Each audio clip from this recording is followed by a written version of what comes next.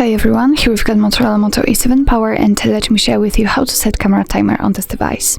So first of all, let's open the camera app, and since we are in the standard photo mode, we can take a look at this option bar at the very top, and on the second position from the left we've got the timer. So let's tap on it, and here we've got 3 different options. So we've got the timer turned off, and this option right now it is applied because this option is marked obviously, but we can set 3 or 10 seconds delay. So let me pick 10 seconds delay. Just tap on the option you'd like to use, and as you can see the icon changes, so it means that we just successfully applied this option.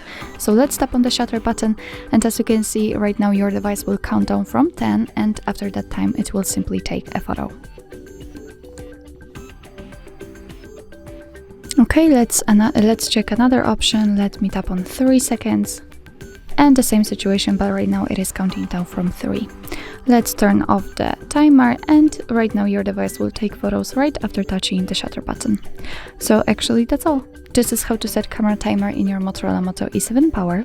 Thank you so much for watching. I hope that this video was helpful, and if it was, please hit the subscribe button and leave the thumbs up.